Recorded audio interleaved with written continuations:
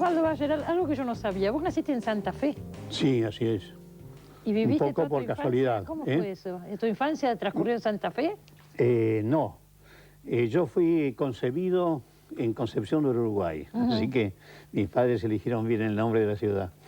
Y nosotros éramos, bueno, mi familia era de Humboldt, es una colonia alemana del norte santafesino, cerca de Esperanza, y mi madre iba para allá, bueno, pero no llegó y entonces me tuvo en Santa Fe. Ah. Bueno. ¿Pero vivía en dónde? Y justamente a mi padre se trasladaba a Tucumán, así que los 4 primeros años los pasamos en Tucumán. Que me acuerdo de todo, es increíble. ¿Ah, sí? Sí, cuando pasaban los carros cargados de caña, la plaza, la Madrid, etcétera. Era Conquija. ¿Y qué hacía tu padre? ¿Por qué viajaban, se movían? Mi padre era técnico de la Siemens, que trabajaba en el correo sobre el telégrafo. Claro. Sobre máquinas de telégrafo y eso, así que lo trasladaban de un lado para el otro. ¿Él era alemán? ¿Tu papá No, era él ya nacido en Humboldt, sí. Ah, ya había nacido acá. Claro. Nosotros, el apellido viene del Tirol austríaco, del Tirol del Norte, una provincia, un estado austríaco que siempre quiso pertenecer a Alemania, que siempre no quiso integrar el imperio austríaco. Ajá. Sí, tanto es así que, por ejemplo, cuando yo voy a visitar a mis parientes ahí en la ciudad de Schwaz, ¿tenés parientes allá? Sí, mis primas se enojan porque yo después de ahí me voy a Viena. Y para ellos Viena ya es la Checoslovaquia. Estas cosas europeas que no... Vos descendés de alemanes católicos. Claro, es decir, mi padre no creía en nada, pero mi madre era muy católica. Por eso a mí me tocó ir a la Iglesia Católica a aprender doctrina. Ah, ¿sí? Claro. ¿Tenés una formación católica? Claro, en la parroquia de Belgrano. Y me enseñaron 2 señoritas la doctrina, que eran las señoritas de Nevares, de 81 y 83 años. Ajá. Y una vez, conversando con mi gran amigo, el obispo de Nevares, de Neuquén. Jaime de Nevares. Jaime de Nevares, una gran persona. Bueno, me preguntó, dice, ¿vos en tus escritos tenés algunas cosas cristianas? Digo, bueno, eso se lo debo, digo, a 2 señoritas que tenían tu mismo apellido. Digo, que me enseñaron la doctrina social cristiana.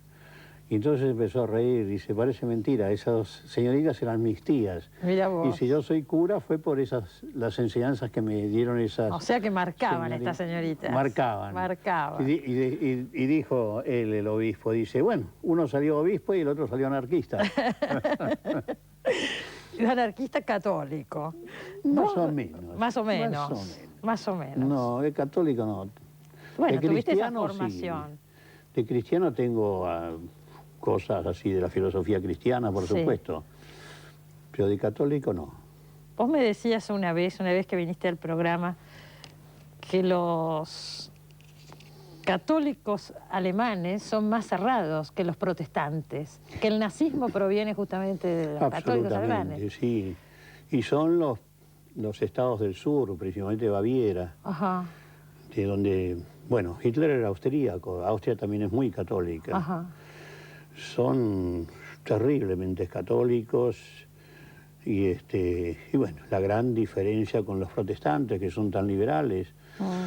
Es decir, Lutero fue realmente un verdadero estadista en todo, ya que, fíjate, 1525 señala que los curas tienen que casarse, que no puede ser eso, que no va el asunto de la castidad de los curas. Bueno, los últimos hechos lo están demostrando. Y, por ejemplo, esto de la virginidad de la Virgen María, que dice que es un insulto al amor, no es un insulto al ser humano como tal. ¿Eso decía Lutero? Claro. No, tiene cosas extraordinarias por el siglo en que vivió. Después en otras cosas se equivocó, ¿no? Pero realmente uno, leyendo las cosas de Lutero, se queda sorprendido. Es un verdadero revolucionario en las ideas. Después la iglesia protestante ahí se quedó un poco, ¿no? A vos te marcó mucho tu ascendencia alemana, ¿no es cierto? Porque has ido y vuelto por distintas ocasiones y oportunidades, pero ha sido mucho, tu vida transcurre entre Alemania y acá, podemos decir. Sí, primero que fui a estudiar allá. ¿Fuiste a estudiar de historia, joven? Tenías 20 y pico de años. 22 años tenía cuando fui para allá. es decir, en la Alemania de posguerra, recién salido, así que sufrí un poco todo eso. Sí. Aprendí muchísimo. ¿Sufriste hambre, no es cierto? Sí, sí, se comía una vez por día nada más. Estábamos de lindo todos. Hacíamos régimen. No, pero fue muy triste porque estaba todo destruido. Y había mujeres nomás, no había hombres. ¿Y por qué se te ocurrió ir en ese momento? Era una época que estaba mejor acá que allá, podríamos decir. Sí, no sé. No, a mí, porque yo estudiaba filosofía acá y me tocó esa filosofía en tiempos del primer peronismo. En la Facultad de Filosofía. En la Facultad de Filosofía, donde, bueno, todo era Santo Tomás de Aquino, es decir... Años 50. Claro, Perón entregó la Facultad de Filosofía a la ultraderecha católica. Bueno, y yo más que Santo Tomás de Aquino quería aprender Kant, Hegel, un poco de otras cosas. Acá estuvo Sebrelli hace poco, que estuvo en la Facultad de Filosofía en esa época, y comentaba algo parecido. Claro. Viñas también estuvo en esa época. Claro.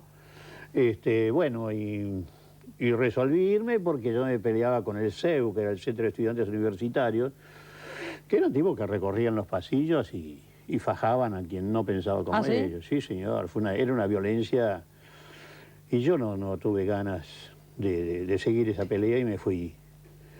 Y bueno, y fueron 4 años de gran aprendizaje para mí ahí en esa Alemania de posguerra, principalmente con la juventud. ¿Qué pensaba la juventud alemana después del nazismo, de los padres, no? Vos me comentaste una vez que en esa época en Alemania no se hablaba del nazismo. No se hablaba de nazismo, pero por eso buscaban otra cosa. Y la juventud buscaba la izquierda en general. La socialdemocracia primero. Nos venía a enseñar Willy Brandt en aquel tiempo. Sí, fue profesor nuestro. Mirá vos. Un tipo extraordinario, un bon vivant, que sabía decir las cosas. Le gustaban mucho las alumnas. Además le gustaban las alumnas. Sí. Pero aprendimos muchísimo con él. Sí. Bueno, y fue todo realmente un personaje después en la política, ¿no? Ahora, había con respecto al tema del Holocausto, por ejemplo, eso es interesante porque vos después, con los años, escribiste una novela, que la tenemos por acá, Rainer y Minú, que transcurre en los 70, o sea, después. Pero vos, me acuerdo cuando viniste al programa comentando esta novela, decías, bueno, en esos años, en los 50, el tema del Holocausto no se hablaba. No se hablaba, no para nada. No, todo esto comienza porque gobernaba la democracia cristiana, la derecha, en Alemania. Y todo esto empieza a hablarse cuando comienza a gobernar la socialdemocracia. Claro. En Alemania, donde Pero sería solamente porque era demasiado reciente y no lo podían asimilar. Era demasiado reciente y Estados Unidos, que era la que dominaba allí, quería la Guerra Fría con la Unión Soviética, nada de volver a la guerra anterior. Claro. Es decir, se hablaba solamente contra la Unión Soviética, lo que era el comunismo y todo eso, era una propaganda diaria. Sí. Así que todo esto se escondió. Y recién empieza en los años 60, cuando también empiezan los juicios de jueces alemanes contra los nazis, ¿no? Claro. El famoso de Frankfurt contra la SS, por ejemplo, que como yo repito, es decir, cómo nos aprendimos. Es decir, la SS, cada uno de los representantes, cuando se le preguntaba por qué, por ejemplo, se le preguntaba a una SS, ¿usted por qué fusiló al niño fulano de tal? Y él respondía, obediencia de vida. Mirá vos. Me ordenó y yo lo hice por obediencia de vida. Sí. El mismo término que después vamos a usar nosotros acá para perdonar a los militares. Es decir, no se leyó nada o no se aprendió nada, ¿no?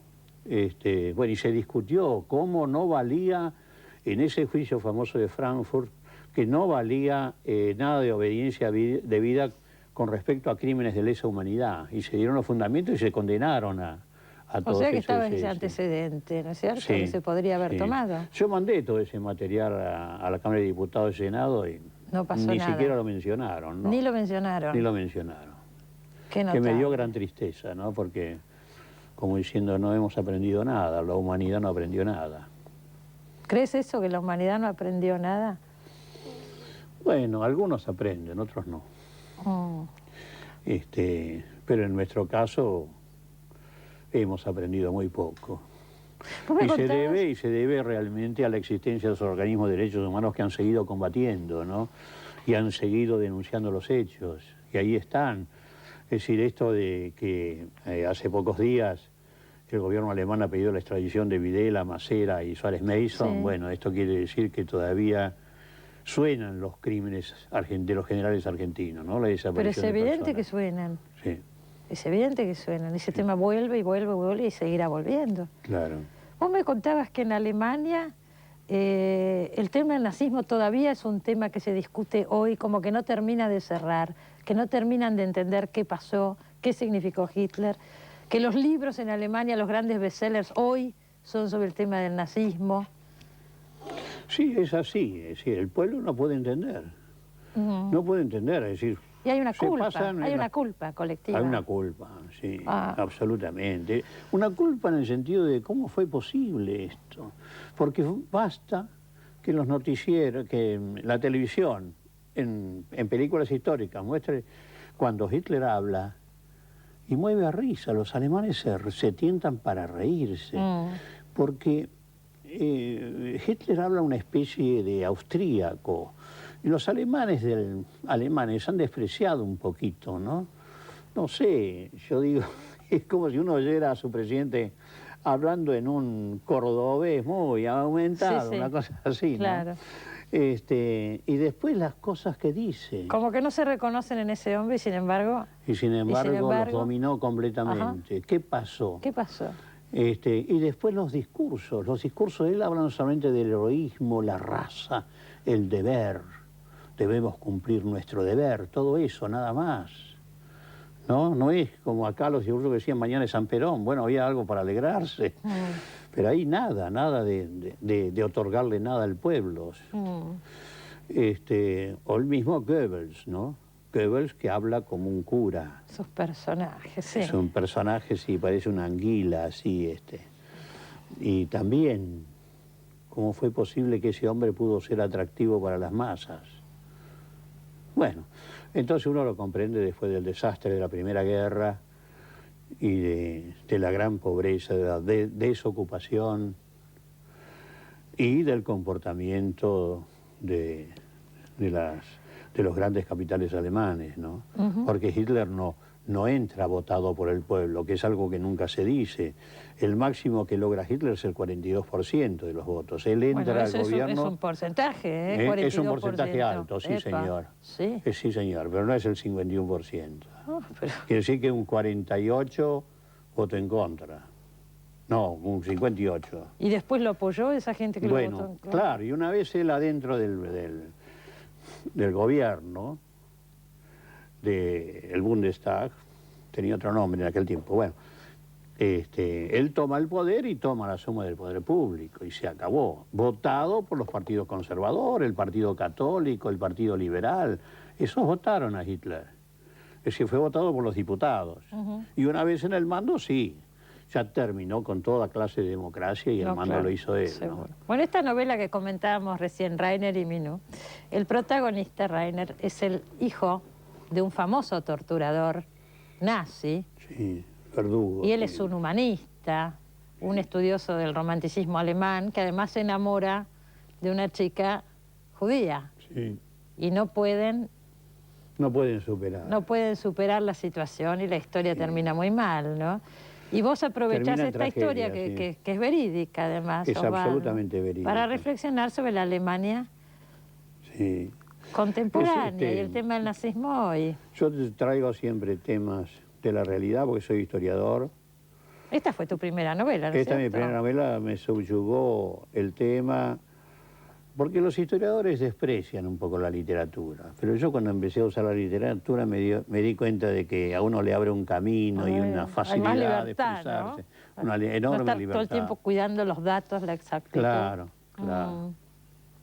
Y ahora voy a seguir con la novela. Estoy haciendo un libro sobre la década del 60 en la Argentina. La gran discusión que había entre todos nosotros. Y estás haciendo una novela sobre Y con novela, porque la novela me permite mucho más, y no que el testigo tal o el documento tal o las declaraciones de fulano, ¿no? Pero tuviste que hacer todo eso para llegar a la novela. Así es. La Patagonia rebelde, Severino de Giovanni, los anarquistas expropiadores, un montón de temas que vamos a hablar después del corte. No se vaya.